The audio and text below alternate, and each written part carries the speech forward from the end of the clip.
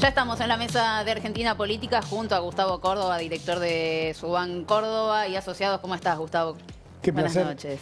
Gracias por la invitación. No, gracias a vos por venir. Bueno, la verdad es que estamos todos ya a esta altura, más de 7 meses de gestión. Javier Milei consiguió las 2 leyes que quería, bastante venidas abajo, la verdad, bastante erosionadas. Tiene su pacto de mayo, está atravesando turbulencias en lo económico, en lo financiero y hay muchos sectores que le están diciendo, bueno, ahora hacete cargo, gestioná, empezá a mostrar resultados. Bueno, con todo ese combo, vos, si tuvieras que definir en qué posición hoy está Javier Milei, si está cómodo, si no está cómodo, si sigue teniendo el respaldo o no, ¿cómo lo ubicás al presidente después de todo esto que pasó? Lo veo al gobierno y al presidente en una situación sumamente incómoda, como no pudiendo dar respuestas de mediano y largo plazo a los mercados, porque si hay algo en lo cual este gobierno debiera ser especialista, y el propio presidente también, que es un especialista en crecimiento con y sin dinero, es mandarle mensaje a los mercados. Y creo que los mercados están viendo ciertas inconsistencias, están viendo cierto apresuramiento o cierta falta de consistencia en la formulación de la política financiera, de la política económica.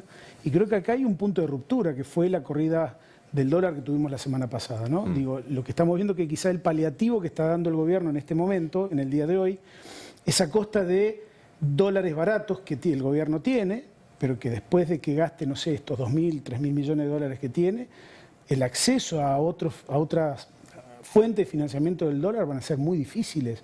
Entonces, el mercado lo que está viendo es eso. El común de la gente no. Digo, doña Rosa en el barrio no está pendiente de la cantidad de reservas que el gobierno está quemando. Ahora, el mercado está juzgando de una manera muy dura a este gobierno porque está viendo señales que no le gustan, ¿no? Señales de un gobierno que debería ser mucho más transparente con ellos, que ha defendido sus intereses de una manera integral, de hecho le ha permitido tener al sector financiero ganancias inéditas en la historia económica de la Argentina, y sin embargo vemos que hay una relación muy tirante, y esa me parece que es la gran preocupación que hoy tiene el gobierno. ¿Impactó estas últimas semanas de devaluación del dólar blue?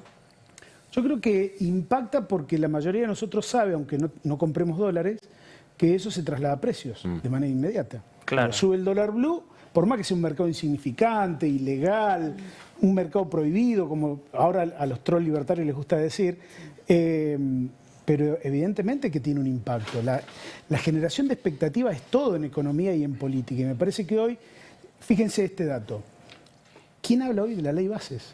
¿Quién habla hoy del pacto de mayo? Digo, fueron temas de agenda súper importantes, y hoy no están ni siquiera en la agenda de discusión del día de hoy, ¿no? Entonces, hace una semana fue. Menos, los temas ya no duran semana. nada.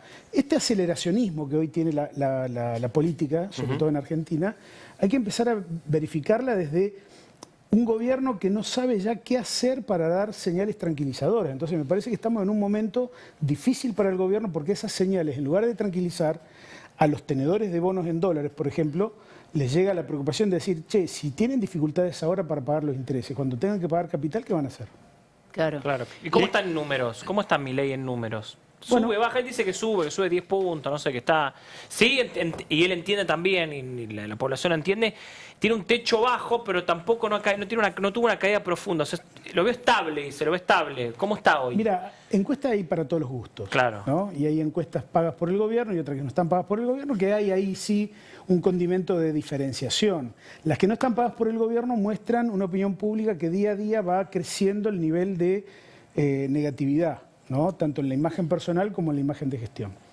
Nuestra última encuesta tiene 20 días, nosotros en este momento estamos con una en campo. Nosotros teníamos cerca de un 43% de imagen positiva para el presidente, la imagen personal, y un 46% de positiva la imagen de gestión. Eso bajó porque estaba más alto. Sí, estaban un par de... Un poquito más alto. Sí, un par de puntos. El dato acá que creo que es significativo no es solamente evaluar eso, sino evaluar otros datos de contexto. Porque creo que la gran parte del votante antiperonista, antikirchnerista, que quizás confió en Milei, como diciendo, bueno, no quiero que vuelva a ganar el peronismo nunca más, bueno, hoy está en una posición compleja. Primero porque no pueden reconocer abiertamente, ¿no?, que este gobierno los ha defraudado. Conocemos innumerable cantidad de casos de gente que está arrepentida, ¿no? Entonces, me parece que hay como un combo digamos, del antiperonismo que está resistiendo el reconocer esto que está pasando hoy. Entonces te dicen, bueno, yo me la puedo bancar un poco más, puedo estirar un poco más esta caída. Digo, nosotros la vez pasada, en la última encuesta, preguntamos si ahora tengo que trabajar 3 veces más para mantener el mismo nivel de vida. Y la mayoría, el 70%, nos dijo que sí. Estamos indagando ahora para ver si la gente está ahorrando o no, y la mayoría nos dice que no está pudiendo ahorrar, que está apelando a los ahorros que tenía para poder llegar a fin de mes. Imaginemos a aquellos que se han quedado sin trabajo, imaginemos a aquellos que han tenido una caída o una mala recuperación salarial, que es una enorme mayoría de argentinos. Entonces, creo que ahí hay un punto también que en el corto plazo uno puede ver que esas posiciones van a ir a migrar. El dilema es que no hay una alternativa hoy política para ese votante atractiva, ¿no? Por ejemplo, esto que pasó en Francia, que el centro, la centroizquierda y la izquierda se unieron para derrotar a la extrema derecha. ¿Ustedes no creerían que eso sería viable en la Argentina? Pero ¿quién lo está motorizando? ¿O quién podría llegar a motorizarlo? Hoy hablar de eso es ciencia ficción en la Argentina. Sí. Pues es que estábamos comentando la semana pasada una encuesta que hace una cámara empresaria, se llama Construya, que sobre todo tiene el tema de los números de construcción, ¿no? Me resulta muy interesante siempre ver ahí, son números que mira mucho el mercado, son las principales empresas de construcción de la Argentina y tienen un centro de estudios y hacen encuestas periódicas a sus afiliados, a los principales sectores, en este caso del rubro de la construcción. Y veía la de la semana pasada, un rubro muy castigado, como es la construcción, sabemos, es uno de los que, digamos, de los que más cayó, sobre todo por el tema de obra pública, pero también obra privada.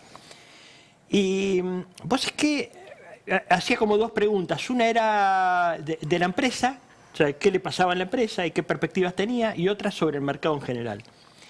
Y la de la empresa decía, me va mal, el 80%, ¿y qué perspectiva tiene? Y me va mal, digamos, no creo que este año vaya a tomar ni a hacer inversiones, el 70%. Y cuando le preguntaban, ¿y qué le parece el mercado? ¿Cómo va a andar? El 70% decía que iba a andar mejor. Y mi pregunta está orientada, Gustavo, a ver si eso está pasando también con la sociedad, que a pesar de que le pasa algo en la economía personal, igual dice, no, pero al país le va a ir bien, y después me va a ir bien a mí también. ¿Pasa eso también o no? Onda, antes que estábamos bien, en realidad estábamos mal, y ahora que estamos mal, en realidad estamos bien. Está bien, esa es una buena, sí. Hay una cuestión de gestión de expectativas que el gobierno, yo diría uno de los grandes éxitos comunicacionales políticos de este gobierno, es haber instalado esa idea de que el esfuerzo que se está haciendo ahora va a valer la pena en un corto plazo. ¿Cuál es el dilema de eso? Si no hay crecimiento en B, esa argumentación, esa narrativa es inconsistente. Pero si no empieza a crecer, claro. ¿En qué momento me va a llegar algo si no crece? Entonces, hasta acá, de alguna manera, la llevan igual. Con los despidos de los empleados del Estado, con el cierre de las agencias de noticias del Estado, con 2 o 3 cositas, 2 o 3 pases de magia que ha hecho el gobierno, sostiene ese relato de una manera muy digna. Ahora, ¿cuál es el problema? Estamos viendo que el gobierno tiene una actitud cuando comunica con viento de cola, es decir, cuando tiene que decir cosas que tienen cierta apoyatura. Por ejemplo, no es un dato simple, pero nosotros medimos la disminución de la edad para los menores, la característica penal, digamos, a los 13 años, la imputación, y hay un 60% que está de acuerdo. Digo, cuando vos comunicás eso tenés viento a favor, pero ahora analicemos el Ministerio de Capital Humano. Crisis que todavía no está cerrada, crisis que el gobierno no ha sabido surfear. Fíjense que la ministra a cargo de esta área no ha dicho absolutamente nada de este tema. A ver, vemos también una cobertura mediática coherente con eso, pero ¿cuál es el problema? Que este tema fue el que le impactó en la credibilidad del gobierno, del presidente y de la ministra. Entonces, no resolver un problema grave le genera un cortocircuito muy grande, porque se dan cuenta que tener musculatura digital para perseguir opositores es una cosa y comunicar políticamente es otra, ¿no? Es el caso que más dañó, ¿no? Es el caso que al gobierno más lo dañó, ¿no? Es el caso que el gobierno ha mostrado una mala praxis demasiado evidente, porque fíjate que las vocerías, lo de Adorni, es realmente lamentable el perfil de la comunicación de gobierno, de este gobierno en particular, ¿no?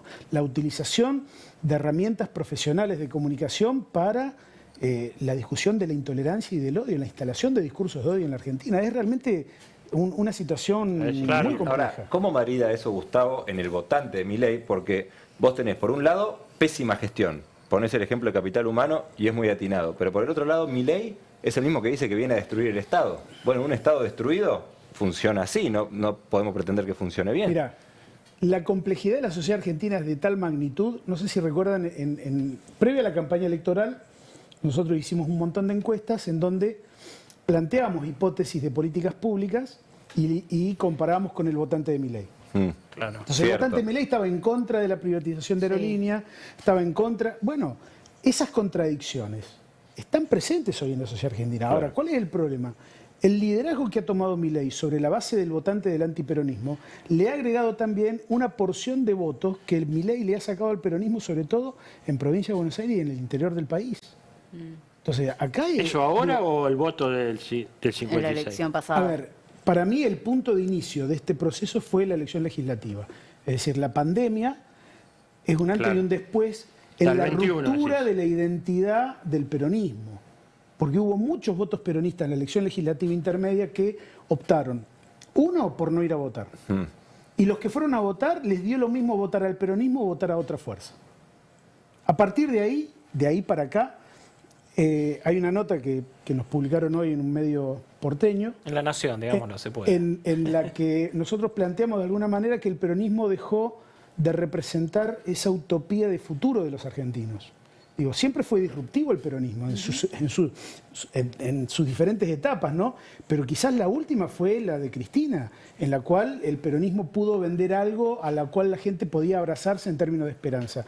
Desde el 2010, 2012, 2013, para acá, el peronismo representa mucho más la nostalgia, la mirada para atrás del peronismo que una mirada hacia adelante. Entonces ahí también hay una dificultad. Imagínense, la gente que votó a Milei, equivocado o no, o con esperanza o no, no importa, digo, lo está viendo y de alguna manera va a defender lo que votó. O va a decir, bueno, vamos a dejarle un margen de tiempo a este hombre. Ahora, el voto opositor hoy está hiperfragmentado. De hecho, yo utilizo la ley Bases para decir que ese fue el momento político donde nació el mileísmo en la Argentina. Es decir, Milei, la hermana, el gabinete y todos los aliados legislativos. Ese es el mileísmo. Ahora, ¿cuál es el problema? Que para la política argentina todavía no nació el antimileísmo. Ese antimileísmo es todavía una cosa muy fragmentada, sin liderazgos emergentes, donde todavía no hay una clara definición. Por ejemplo, esto de lo que pasó en Francia. ¿Ustedes ven características de que la política argentina puede rápidamente agruparse y ofrecer una alternativa a todos los que no se sientan representados por ¿No este es muy gobierno? pronto para eso? Nunca es pronto ni nunca es tarde. El tema es que no hay Vos tenés iniciativa ahí política. el kirchnerismo y el antikirchnerismo que conviven en ese mismo espacio. Claro, pero fíjate, por supuesto, estamos hablando entre especialistas, ¿no? Con ellos. No es tan relevante para la mayoría de la gente ver las minucias y las peleas internas de los partidos políticos o de los distintos sectores. Yo no le veo nada atractivo para la gente ahí. Y sin embargo, si uno ve los contenidos de los últimos, por decir, 30 días de la política opositora en la Argentina, vamos a encontrar muchas más peleas internas que alternativas a este gobierno. Entonces ahí hay un punto que debería ser resuelto no por nosotros ni por ustedes, sino por la primera línea de la dirigencia argentina. Gustavo, vos lo definís en términos de liderazgos, el tema de la oposición. Yo creo que hay una oposición en la Argentina bastante clara, que es la que se expresa, justamente hablando de la ley base, con quienes se oponen a la ley base. Me refiero básicamente a Unión por la Patria, que se mantuvo casi incólume en diputados y en Senado en contra de eso. Vos me decís, entonces ahí hay algo que efectivamente es contrapuesto a lo que hace Milei.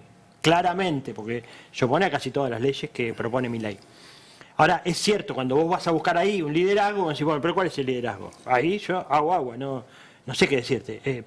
Tampoco me parece que es el momento para tener un líder, digamos, que no es lo único importante. A mí me parece importante que se haya mantenido unido y que haya sido fuerte, digamos, viendo la experiencia de lo que fue el 2015, donde se fragmentó el peronismo ahí, sí, entonces una parte se fue con Macri, era mucho más disperso. Ahora, yo veo un bloque muy sólido que claramente se para Sí, pero en contra del gobierno. dos cosas. Sí. Está bien, está bueno, pero te agrego. 5 gobernadores peronistas puros hoy hay en la Argentina, de 24. Sí, Es la marca más baja en la historia. eso es verdad. Después hay tantos peronismos como identidades provinciales. Y esto me parece que hay que señalarlo, porque la territorialidad siempre fue una característica. A ver, qué sé yo, en la política argentina, 30 años atrás, 20 años atrás, el peronismo siempre era la mitad más uno de todo. En cualquier organización, en cualquier club de barrio, el peronismo siempre era la mitad más uno. Hoy no es la mitad más uno. Entonces ahí tenés un primer problema, que es esas identidades más conservadoras del interior del peronismo. ¿Quién las representa? Claramente el peronismo nacional no.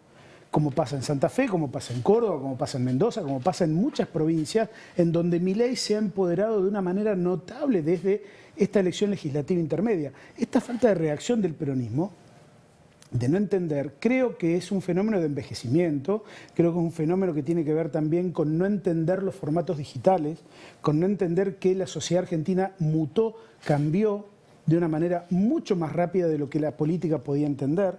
Entonces ahí hay un delay que me parece que la política tiene que resolverlo. No tiene que esperar que la gente los entienda. Los que tienen que hacer el esfuerzo, que la gente los escuche, es la política. A mí me parece Hoy que la lo que es un política, cambio de profe, la política le habla a la sociedad en un lugar en donde la sociedad no está. Eso puede Entonces, ser. digo, vos me podés decir, probable y el bloque del peronismo es un bloque sólido, perfecto, pero ¿a quién le están hablando? El mensaje que construyen, ¿cómo lo construyen? El comunicado de la CGT el otro día, una declaración de prensa de la década del 70, ¿no? ¿Dónde está la calle hoy? A ver, yo me pregunto esto, ¿cuál es la calle hoy? No hay una única calle, pero está claro que el peronismo en la calle digital no está. Son un montón de temas que planteas, es cierto.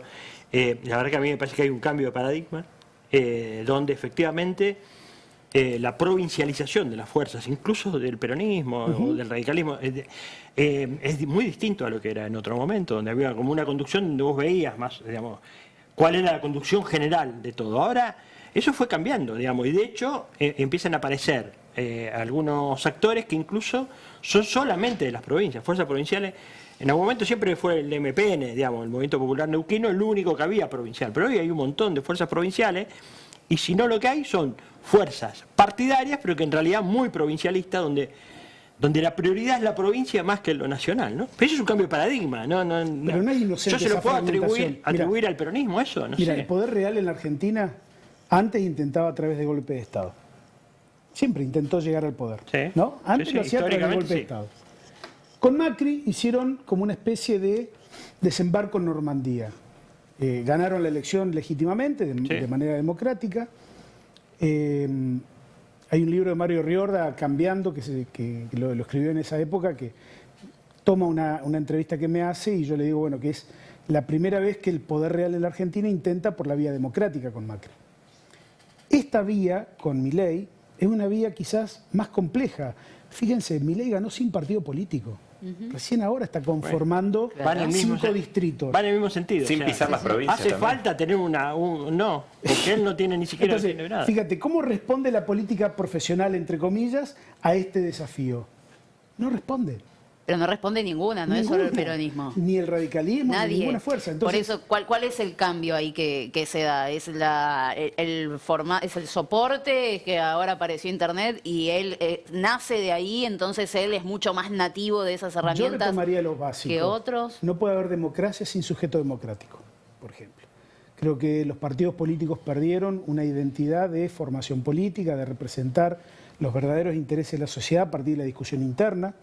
Digo, los partidos hoy ya no hacen eso, salvo algunas cosas dentro del radicalismo que tiene una organicidad conservadora notable, pero los partidos políticos no discuten políticas, discuten poder, discuten espacios internos, discuten candidatura. Entonces ahí yo te diría, la democracia está sólida, está firme, creo que es un régimen, un sistema de vida que la sociedad argentina ha abrazado de una manera notable, pero creo que el rol de los partidos, de los dirigentes, de las dirigencias en general, es de meterle una rosca muy importante a volver a lo básico. Fíjate, Milei pone en tela de juicio todo lo democrático, todo lo que es políticamente válido.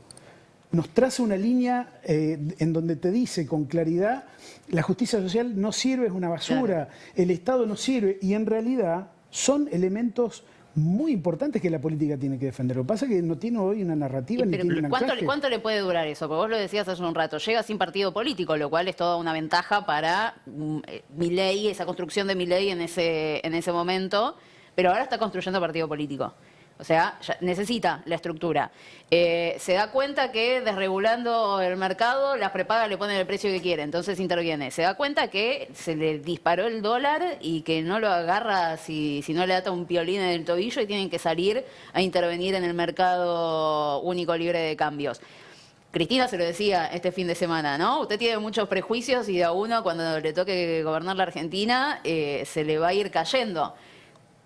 Ponele que le funcionó, ¿no? Porque llega a ser presidente de la nación. ¿Cuánto tiempo efectivamente funciona eso? ¿Cuánto tiempo funciona esa forma de Milei sin caer en la cuestión más tradicional de los partidos políticos, que es lo que los llevó a perder las elecciones? No solamente comparto lo que vos decís, sino que siempre en estos días he planteado que el verdadero opositor de Milei es el tiempo. No un espacio político, no un grupo de dirigentes.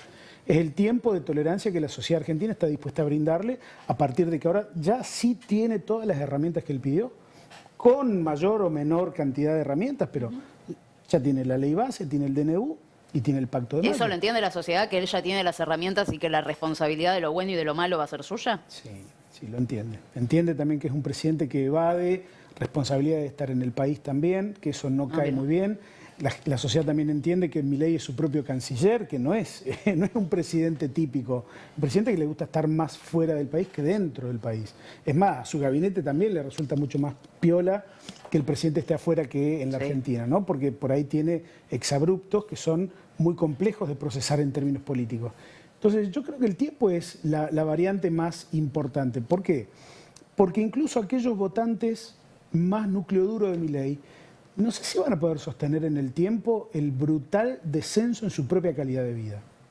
Digo, hay que argumentar a favor de eso, ¿no? Digo, es la economía, es el bolsillo. Y este gobierno que está esperando una recuperación en B corta, yo diría, hasta los más aliados del gobierno, como Fausto Spotorno, que recientemente se salió del esquema. No salieron. Bueno. Porque lo criticó al gobierno. Claro, él dijo, en el mejor de los casos vamos a una recuperación en L, no en B corta.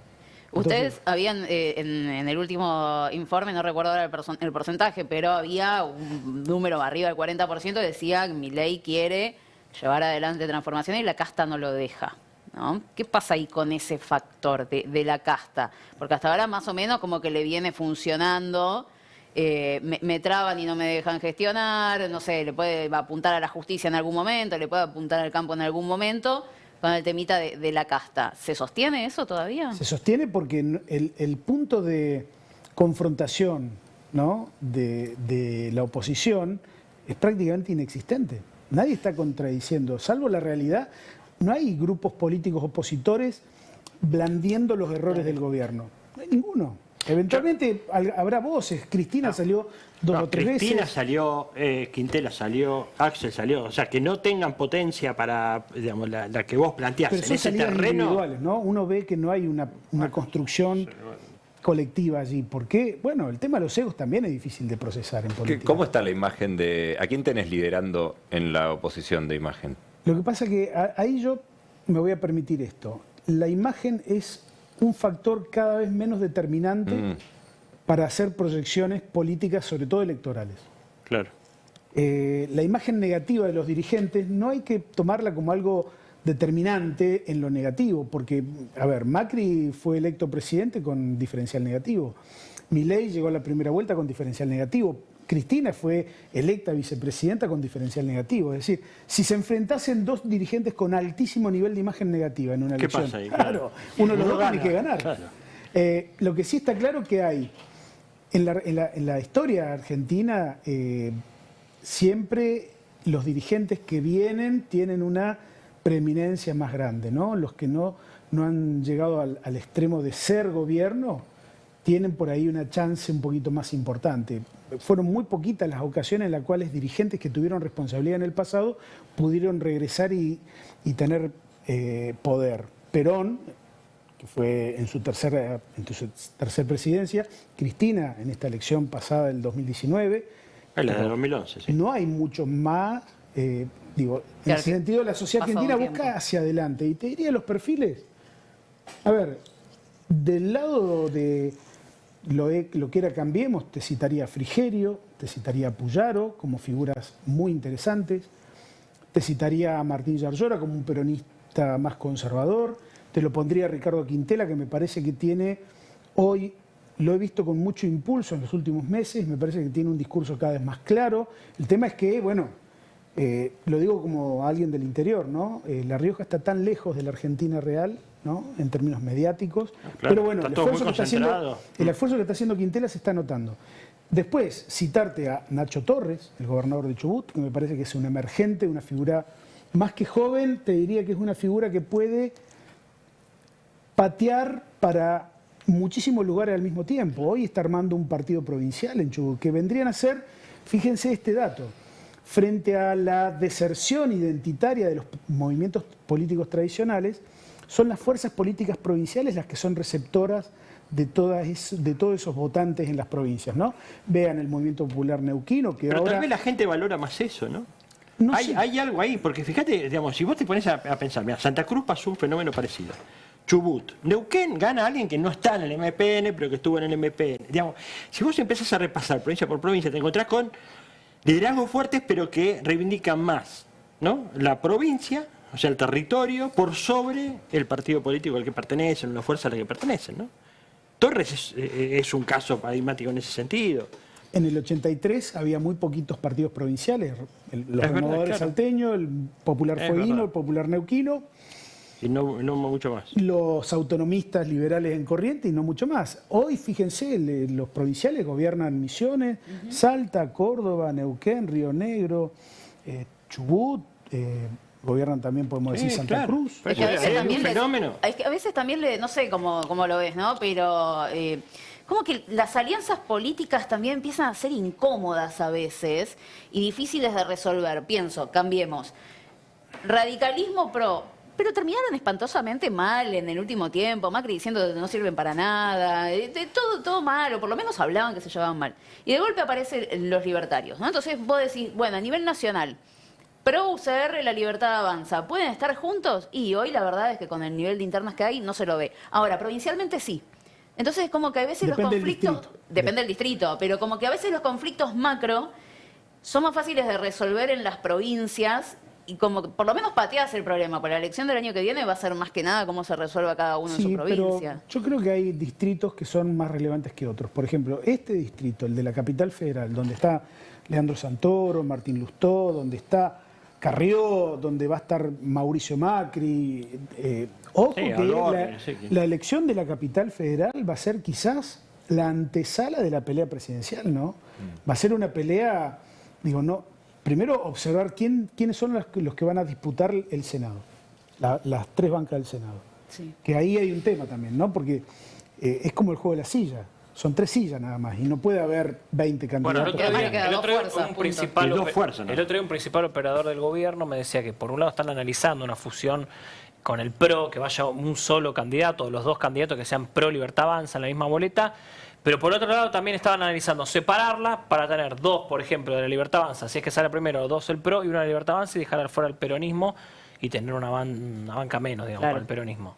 Bueno, falta mucho, riesgoso. me parece, ¿no? Es riesgoso, pero a ver. riesgoso. Claro, hoy- porque ahí se hoy- puede dividir el voto, eso es a lo que Claro. iba. Digo, ¿cómo puede jugar eso en la división de voto? Y puede ser una ¿Vos cómo ves estrategia esa fusión? inteligente. Puede ser en Córdoba, por ejemplo, hay un riesgo de que el oficialismo provincial salga tercero. Digo, si hacen esa maniobra, que va la Libertad Avanza, va el residual de Juntos por el Cambio, esto es Rodrigo Loredo más Luis Juez, van por Claro. otra, y el peronismo provincial va en otra lista y ahí corren riesgo de salir tercero. El oficialismo. Y eso La puede Libertad. pasar en otras provincias también. Claro, sería un papelón. Bueno, hay que ver qué pasa. Falta un montón igual. Lo que pero- pasa que, a ver, son elecciones nacionales que tienen una definición provincial.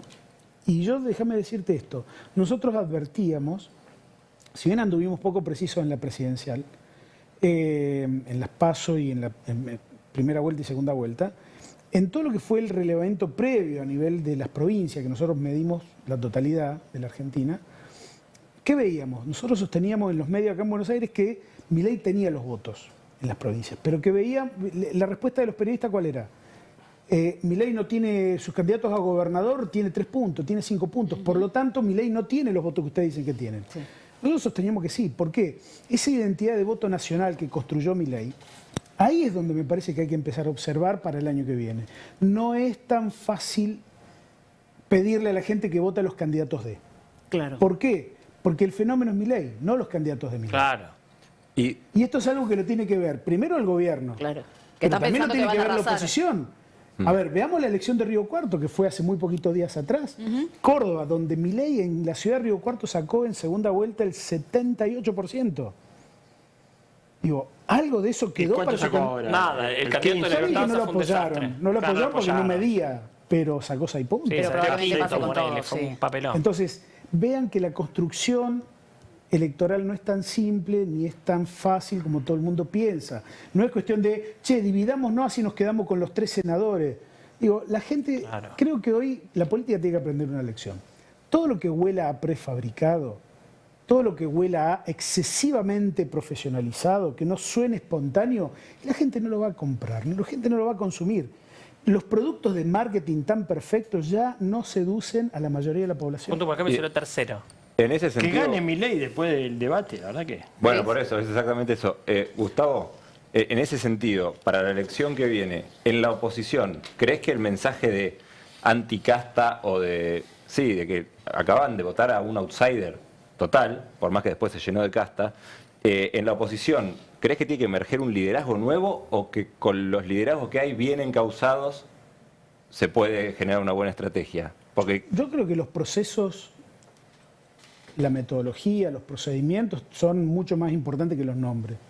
Los nombres tienen que ser el punto final de una buena estrategia, ¿no? Vos hoy con un nombre muy rutilante, capaz que le generás una gran afinidad en las redes sociales de ese dirigente, pero no construís poder hacia adentro. Y la Argentina tiene un diseño institucional, un diseño territorial muy complejo. Yo sé que para los armadores de los partidos nacionales está todo concentrado acá. Pero, a ver, ni siquiera el actual gobierno conoce el interior de la Argentina. La gente de Macri la conoció en la campaña electoral del 2015, el interior. Claro. Digo, y ese me parece que es un capital político que hoy la mayoría de las dirigencias no está teniendo en cuenta. Es más, yo diría, las provincias son la clave de esta elección. Si son los únicos liderazgos territoriales que quedan, en contraposición al liderazgo nacional. En las provincias, Milei, en algunas provincias está bien y en otras no tanto. En algunas provincias los gobernadores están mejor que Milei. Entonces, los gobernadores pueden ser una alternativa. Yo siempre digo que el diseño institucional de la Argentina, nosotros somos un país federal a partir de la concurrencia de las provincias a conformarnos como país, Sí. ¿no? Buenos Aires demoró un poquito más, la provincia, porque resguardó sus intereses, digamos, de la aduana. Se incorporó 7 años después. Ahora, son los gobernadores los que me parece que tienen arte y parte en el futuro institucional de la Argentina, ¿no? Creo que ahí está una de las grandes claves. Hoy tenemos gobernadores que dialogan entre sí independientemente de su espacio. Es cierto. Fíjense que esto que decía al principio, que el peronismo tiene tan poca incidencia en los gobernadores, hoy son todos libres pensadores los gobernadores. No tienen una estructura nacional que les diga, ustedes tienen que acordar acá o tienen que ir para allá o no pueden hacer esto. Salvo este episodio de Tucumán, que hubo 5 gobernadores que no firmaron, lo que estamos viendo día a día, que ahí en la mano de los gobernadores, en la firma de los gobernadores, en la presencia de los gobernadores puede haber algo de futuro para la política. Pero bueno, eso, digo, lo estamos viendo Claro, recién ahora. incipiente. Gustavo, un placer enorme haberte tenido acá, ¿eh? Al Muchísimas contrario, gracias. placer para mí. Gustavo Córdoba, director de Subán Córdoba, pasó por Argentina Política. Vamos a una breve tanda, vamos a repasar qué fue lo que pasó en el Destape y seguimos con más hasta las 10.